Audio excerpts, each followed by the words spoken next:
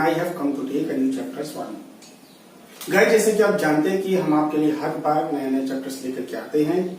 आजकल हमारा चल रहा है इंट्रोगेटिव सेंटेंस, जो कि क्वेश्चन वर्ड से शुरू होते हैं, जिसका नाम हमने WH दिया है। सारे इंट्रोगेटिव सेंटेंस तो हल हो जाते हैं, लेकिन सबसे ज्यादा जो प्रॉब्लम करते हैं वो क्वेश्चन वर्ड से शुरू होने वाले इंट्रोगेटिव सेंटेंस करते हैं। इसके पहले की वीडियो में हमने आपको 4 क्वेश्चन वर्ड के बारे में बताया था।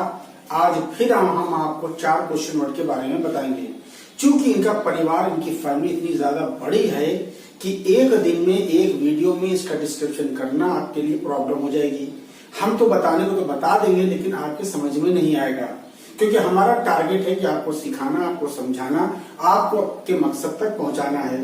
तो इसलिए हम हर वीडियो में सिर्फ 4 वर्ड आपको समझाते हैं, पढ़ाते हैं, ताकि आपके समझ में आ जाए। चैप्टर को शुरू करने से पहले सबसे पहले हम ये कहेंगे, जो हमारे नए कंटेस्टेंट है वो हमारे चैनल, जिन्होंने हमारे चैनल को सब्सक्राइब नहीं किया है वो हमारे चैनल को सब्सक्राइब कर लें, और उस सब्सक्रिप्शन के बगल में जो आइकन की घंटी है उसको बजाना न भूलें, ताकि सही समय पर सही नोटिफिकेशन मिल सके और आप लोग साझी क्लास में चलने वाले क्लासेस का मजा ले सके, मजा लूट सके। और सबसे बड़ी बात यह है कि हम आपको बता दें कि जो क्लासेस चल रहे हैं वो हम आपके लिए कॉम्पिटेटिव क्लासेस पढ़ा रहे हैं, जैसे CGL है, SSC है, CPF है, बैंक PO, इन सब के बारे में हम आपको तैयारी करा रहे हैं। इसके साथ साथ और दूसरे भी जो अदर्स एग्जाम हैं उसके लिए भी ये क्लासेस आपके लिए बड़े सुटेबल होंगे। इसलिए हमने तो डिटरमाइन कर लिया है कि आपको कामयाबी दिलाने का, आप भी डिटरमाइन कर लीजिए कि आपको कामयाबी हासिल करनी है सिर्फ सारी क्लासेस के जरिए। इसलिए आप एकदम एक्टिव हो जाइए और बिल्कुल पेन और कलम लेकर के बैठ जाइए, पेन और कॉपी लेकर के बैठ जाइए, और 1 मिनट भी उठ करके नहीं जाइएगा। जो लोग कहते हैं कि अंग्रेजी बड़ी मुश्किल है, क्वेश्चन वर्ड से शुरू होने वाले इंट्रोगेटिव सेंटेंस को बनाना बड़ा मुश्किल है, ऐसा कुछ नहीं है, सब बहुत आसान है। चुटकी भर में हम आपको बताएंगे कि कैसे क्वेश्चन वर्ड के इंट्रोगेटिव सेंटेंसेस को बनाया जाता है। इसके पहले वाले वीडियो में बताया था, आज हम उसी का दूसरा वीडियो बना रहे हैं। उसके बारे में भी हम आपको 4 क्वेश्चन वर्ड के बारे में बताएंगे। पहले उनके बारे में समझाएंगे, उनका इतिहास बताएंगे, इस सेंटेंस के जरिए आपको समझाने की हम क्या करेंगे, कोशिश करेंगे। इसलिए आप सबसे पहले क्या करिए, अपने मोबाइल की स्क्रीन को एकदम जूम कर लीजिएगा और कॉपी पेन लेकर के बैठ जाइएगा। जो भी रूल्स लिखाए जाएंगे उसको नोट कर लीजिएगा, और हमारे पढ़ाने के बाद इस वीडियो को कम से कम 2-3 बार देखिएगा। तो एक बार में तो समझ में आ ही जाएगा, लेकिन जब 2-3 बार देख लीजिएगा तो जो भी कंफ्यूजन है वो सारे कंफ्यूजन दूर हो जाएंगे। आइए अब हम अपने वीडियो को, अपने चैप्टर को शुरू करते हैं और समझाते हैं कि किस तरह से कौन सा वर्ड कैसे बनता है। आज का मेरा वर्ड है वेयर, व्हेन, व्हाई और हाउ।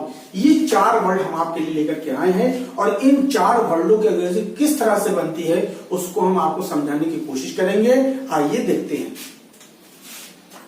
सबसे पहली बात है कि इनके बारे में जान दें कि इनका मीनिंग क्या होता है। आपको मालूम है कि वेयर के मतलब कहां होता है, व्हेन के मतलब जब होता है, व्हाई के मतलब क्यों होता है, और हाउ के मतलब कैसे होता है।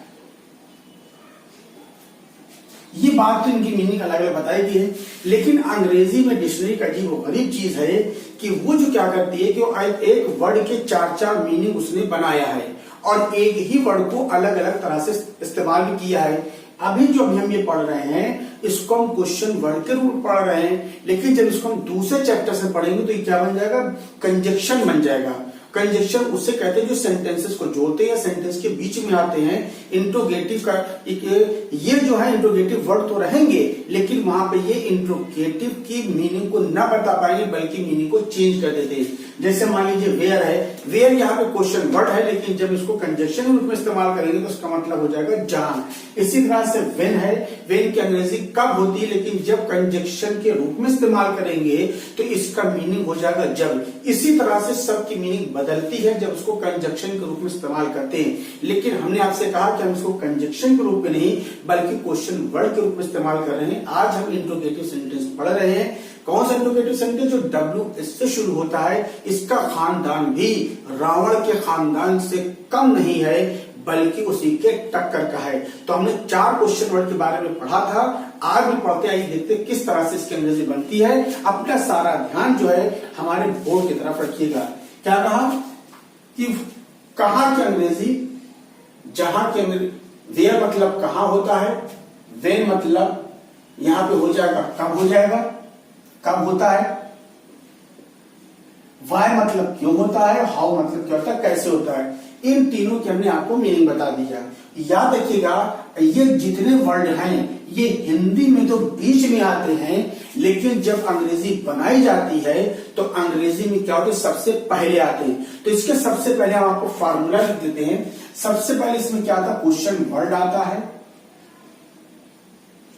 उसके बाद आपका हेल्पिंग वर्ब आएगा,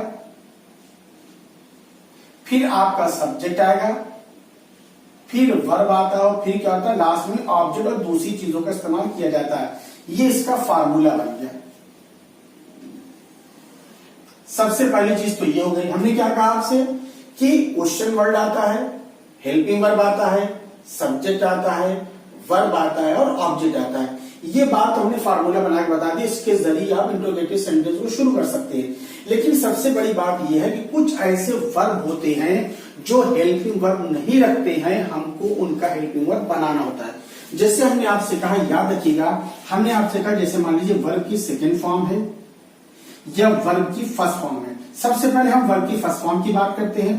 वर्ब की फर्स्ट फॉर्म की बात करते हैं। आपको पता है कि वर्ब की फर्स्ट फॉर्म में एस भी बढ़ता है और ईएस भी बढ़ता है। जैसे हमने आपसे कहा गो, ठीक, और यह हमने आपसे क्या कह दिया, गोस कह दिया।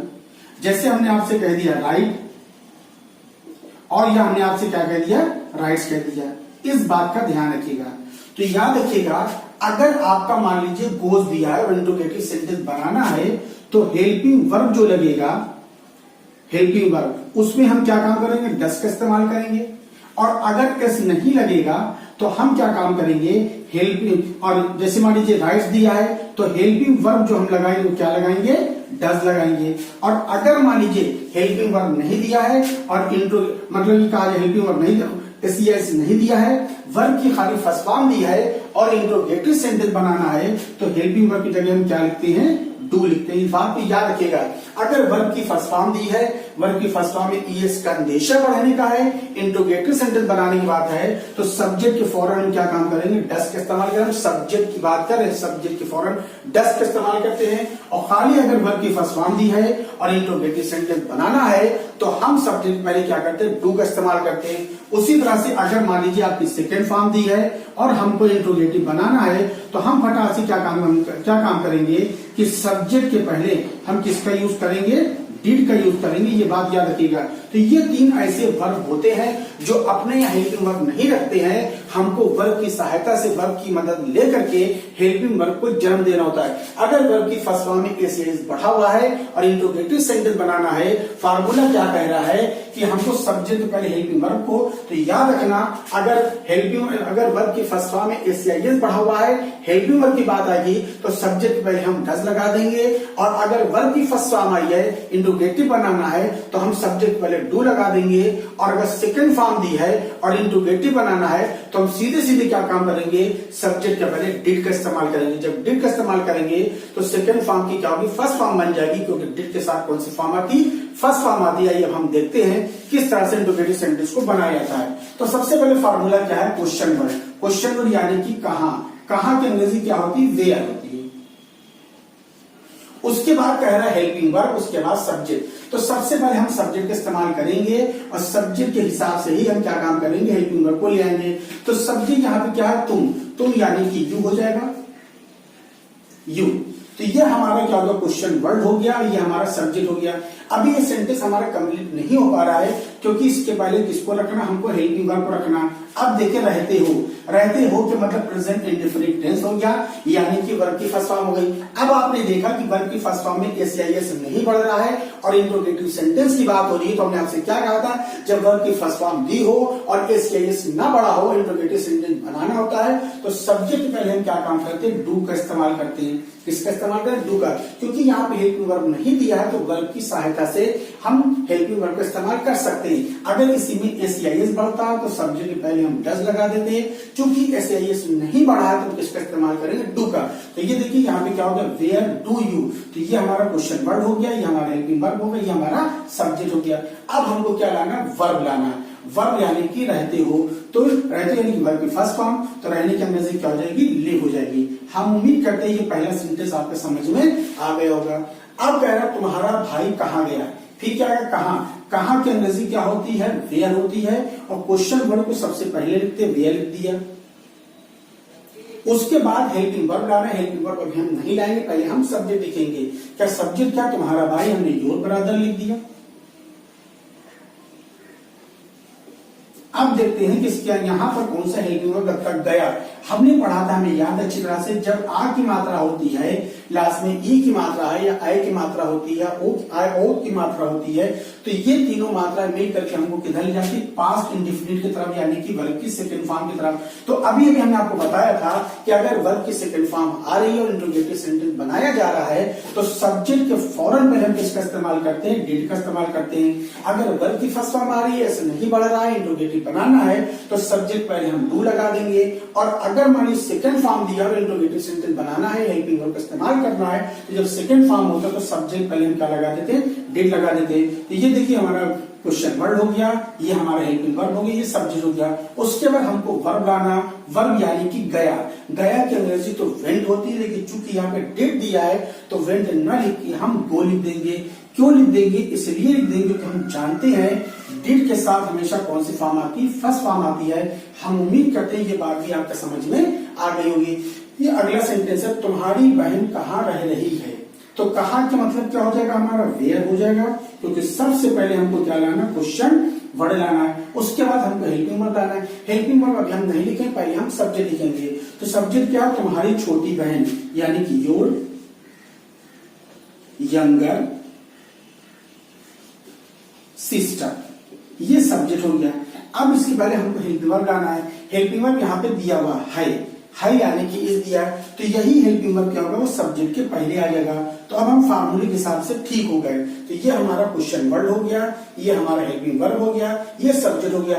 अब क्या लाना है, वर्ब लाना है। वर्ब यानी कि रह रही, रही मतलब आईएनजी, और रहने की लिव, तो क्या हो जाएगा, लिविंग हो जाएगा। हम उम्मीद करते हैं ये तीनों सेंटेंस आपके समझ में अच्छी तरह से आ गए होंगे। अब आइए अगला देखते हैं, कहां पर, आप देखते हैं वेन का यूज कैसे होता है। वेन की अंग्रेजी कब होती है, इसका फार्मूला भी यही होगा, क्वेश्चन वर्ड रहेगा, उसके बाद क्या होगा, हेल्पिंग वर्ब होगा, उसके बाद सब्जेक्ट होगा, फिर वर्ब होगा, और ऑब्जेक्ट अदर चीजें इसके अंदर होगी। ये इसका दूसरा फार्मूला हमने आपको बता दिया। क्या कहा कि तुम कब पढ़ते हो, मैं क्या कहा था कि हिंदी के सेंटेंस में ये सारे वर्ड बीच में आते हैं, लेकिन जब अंग्रेजी बनाते हैं तो इसकी अंग्रेजी सबसे पहले लिखी जाती है। कब, यानी कि वेन हो जाएगा। इसके फौरन बाद हेल्पिंग वर्ब लाना चाहिए। हेल्पिंग वर्ब पहले नहीं लाएंगे, सबसे पहले हम सब्जेक्ट को प्रेफरेंस देंगे। तो सब्जेक्ट क्या है, तुम यानी कि यू हो जाएगा। अब करें ते हो मतलब वर्ब की फर्स्ट फॉर्म, यानी प्रेजेंट इंडेफिनिट टेंस।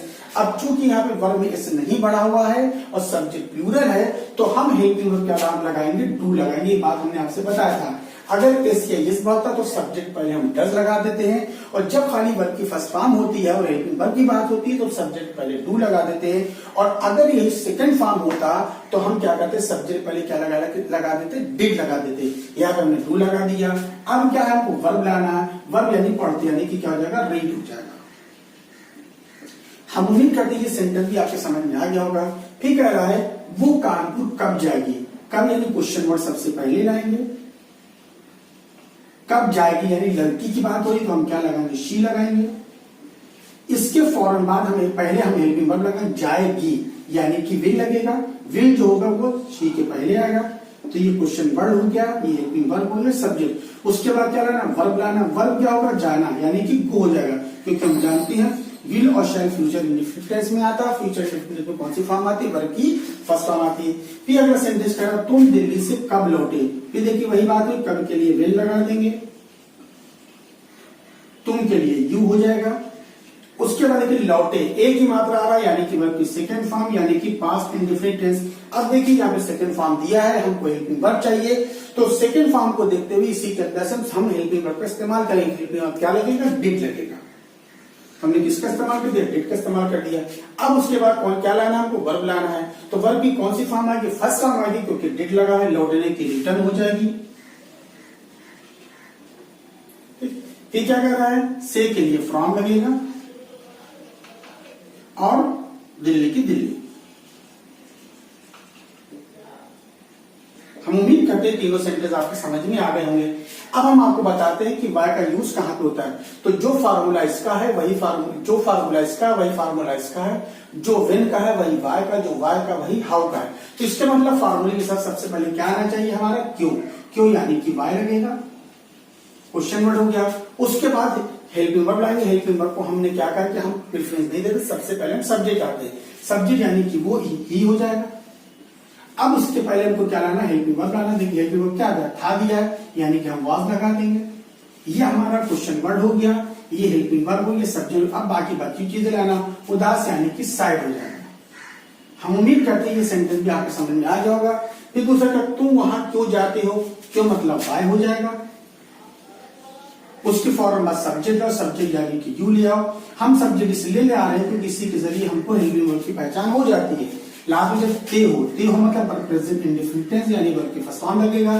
चूंकि यहाँ पे यू दिया है और यहाँ पे एस नहीं बढ़ा है, तो जब एस नहीं बढ़ा है तो यू के पहले हम क्या लगा देंगे, डू लगा देंगे। और अगर एस बढ़ता तो क्या लगा देते हैं, हम डज लगा देते हैं। तो वाई डू यू, जाने की क्या हो जाएगी, गो हो जाएगी, और वहां की क्या हो जाएगी, देयर हो जाएगी। हम उम्मीद करते सेंटेंस आपके समझ में आ गया होगा।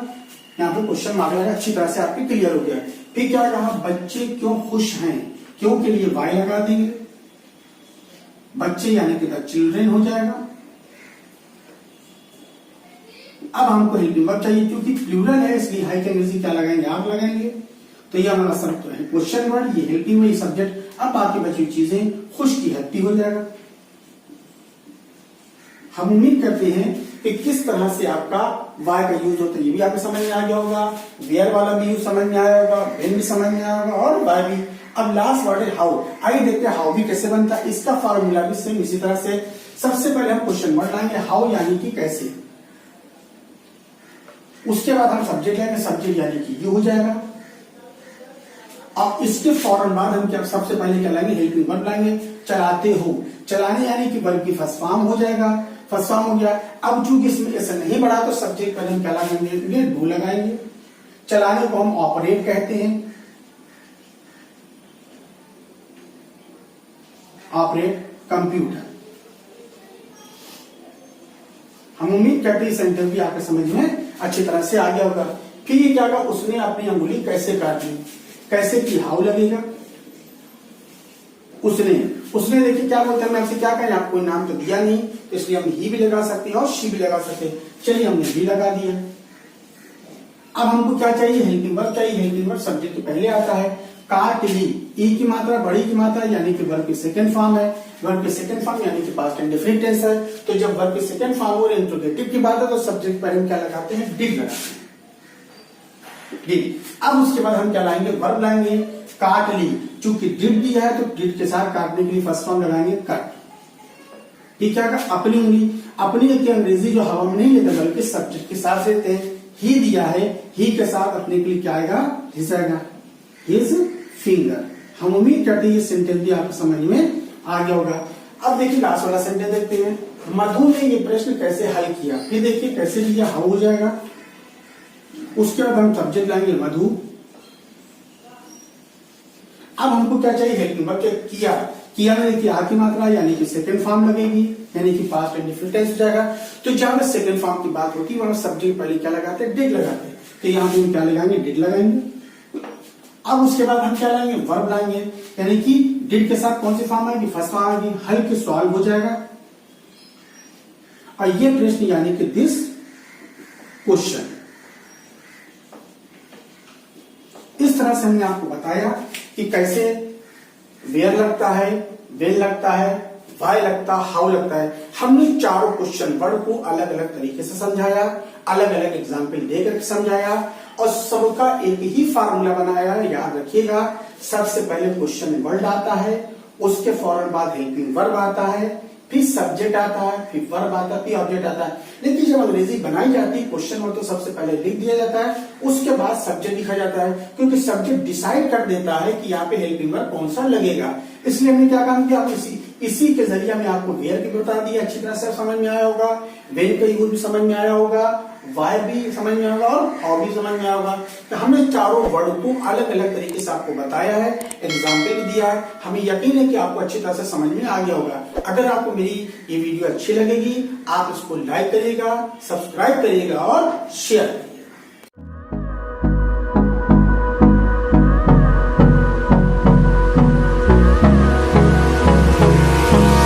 Hold me close till